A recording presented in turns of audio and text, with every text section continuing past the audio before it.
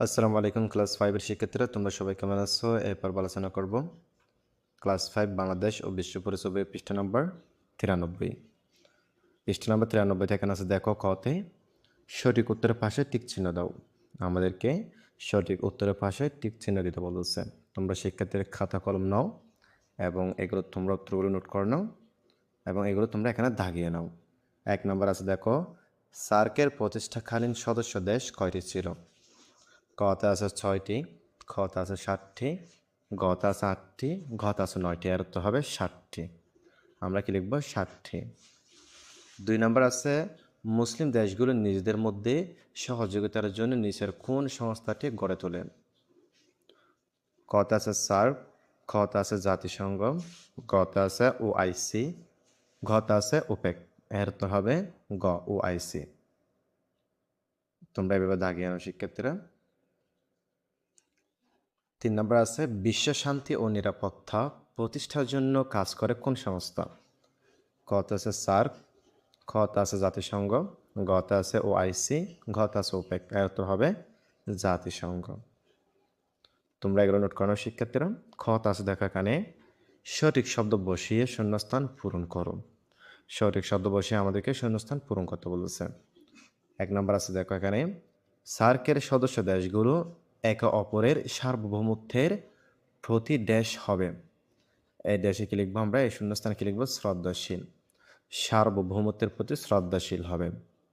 এই শ্রদ্ধাশীল শব্দটি তোমরা এখানে লিখে নিবা। 2 নাম্বার আছে ওআইসির একটি কাজ হচ্ছে দেশ নির্মূল করা। আমরা এখানে কি লিখবো? বর্ণ বৈষম্য। বর্ণ বৈষম্য নির্মূল করা। 3 নাম্বার আছে বিশ্বের সকল দেশের মানুষই দেশ আবিষ্কারের সুবিধা ভোগ করতে পারে। এখানে আমরা কি লিখবো? প্রযুক্তি। প্রযুক্তি আবিষ্কারের সুবিধা ভোগ করতে পারে। গ নাম্বার আছে বাম পাশের শব্দের সাথে ডান পাশের শব্দের মিল করু। এগুলো হচ্ছে বাম পাশ আর এগুলো হচ্ছে ডান পাশ। আমরা বাম পাশ ডান পাশ মিল করবো। এখানে আছে সার্ক। সার্কের সাথে আমরা মিল করতে পারি কাঠমান্ডু। এভাবে কাঠমান্ডু মিল করতে পারি।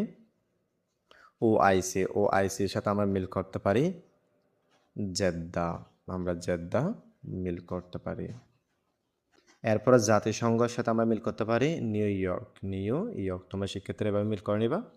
গত আছে দেখো সংক্ষিপ্ত প্রশ্ন। এখানে 2টি সংক্ষিপ্ত প্রশ্ন আছে এবং 2টি বর্ণনামূলক প্রশ্ন আছে। তাহলে চলো শিক্ষার্থীরা এই প্রশ্নগুলো আমরা এক নজর দেখে নিই এবং তোমরা এগুলো ভালো করে নোট করে নাও এবং তোমরা এগুলো মুখস্থ করে নেবে যাতে তোমরা পরীক্ষা লিখতে পারো মতো। আর ভিডিওটি কেমন লাগছে অবশ্যই কমেন্টে জানাবো। 1 নাম্বার আছে দেখো সার্ক গঠনের 3টি উদ্দেশ্য লেখো। 1 নাম্বার লিখতে পারি দক্ষিণ এশিয়ার জনগণের জীবনযাত্রার মান উন্নয়ন করা। 2 নাম্বার লিখতে পারি সদস্য দেশগুলোর মধ্যে অর্থনৈতিক, সামাজিক ও প্রযুক্তিগত উন্নয়ন ঘটানো। 3 নাম্বারে লিখতে পারি সদস্য দেশগুলোকে বিভিন্ন বিষয়ে আত্মনির্ভরশীল হতে সাহায্য করা। 2 নাম্বার আছে আমরা 2 নাম্বারে লিখতে পারি মুসলিম দেশগুলোর স্বার্থ রক্ষায় ওআইসির 3টি কাজ লেখো। প্রথমে আমরা লিখতে পারি মুসলিম দেশগুলোর মধ্যে সামাজিক, সাংস্কৃতিক, অর্থনৈতিক ও বৈজ্ঞানিক ক্ষেত্রে সহযোগিতা বৃদ্ধি করা। কোন কোন ক্ষেত্রে সহযোগিতা বৃদ্ধি করতে হবে? সামাজিক, সাংস্কৃতিক এবং অর্থনৈতিক। 2 নাম্বার আছে বিশ্বের বিভিন্ন দেশে বসবাসরত সংখ্যালঘু মুসলিম সম্প্রদায়ের স্বার্থ রক্ষায় ভূমিকা রাখা।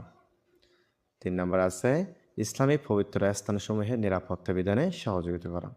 এগুলো হচ্ছে কি ওআইসির কাজ। এরপর এখানে আছে দেখো বর্ণনামূলক প্রশ্নে আমরা সকলে কিভাবে বিশ্ব পরিবারের সদস্য? এর উত্তরে আমরা লিখতে পারি আমরা যেমন কোনো না কোনো পরিবার ও দেশের অধিবাসী, তেমনই পুরো পৃথিবীটি একটি যৌথ পরিবারের মতো। বিশ্বের সকল মানুষ নানাভাবে পরস্পরের উপর নির্ভরশীল।